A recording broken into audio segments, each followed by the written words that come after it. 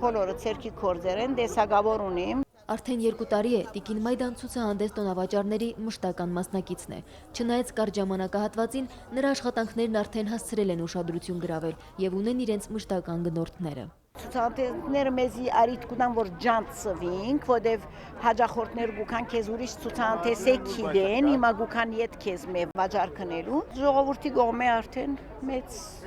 փանգա, ընդունելություն կա։ Արևելյան քաղցրավենիք, զարդեր, հուշանվերներ եւ ձեռագործ այլ աշխատանքներ։ Մայրաքաղաքի սրտում մեկնարկել է Սիրիահայ մշակույթի շունչը Երևանում բարեգործական ցուցահանդես վաճառքը։ Շատերն առաջին անգամ են մասնակցում։ Միակ ցանկությունը հայրենիքում ապրելու պայմաններ ունենալն ու մշտապես այստեղ բնակվելն է։ Մենք չենք ուզում գնանք Հայաստանից, շատ ուրախ ենք այստեղ։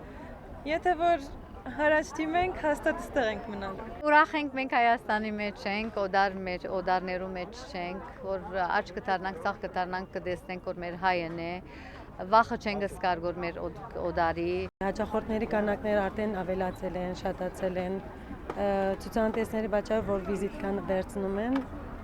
զանգում են, պատվիրում են։ Ցուցահանդես վաճառքն այս տարի ընդլայնել է շրջանակը։ Նախորդ 37-ի փոխարեն Սիրիայի մեր հայրենակիցներն այս տարի իրենց աշխատանքները ցուցադրել են շուրջ 50 տաղավարներում։ Այն, որ այս ցուցահանդեսները հնարավորություն են տալիս մեզ ձեռք բերելու գեղեցիկ ու ինքնատիպ իրեր, անուշահամ ուտելիքներ, հայրենիքում ապաստանած սիրիահայերի համար էլ հանդիսանում են եկամտի աղբյուր, հնարավորություն տալով հոգալ կենցաղային մի շարք խնդիրներ։ Այս օրերին յուրաքանչյուր վաճառված ապրանք օգուտ է, որպեսզի նրանք առաջիկա ամիսներին իրենց կենցաղային, ընտանեկան, բնակարանային խնդիրները կարողանան հոգալ։ Եվ նաև սա ինտեգրման լավագույն ձևերից եւ արդյունքներից մեկն է, որովհետեւ նրանք կարողանում են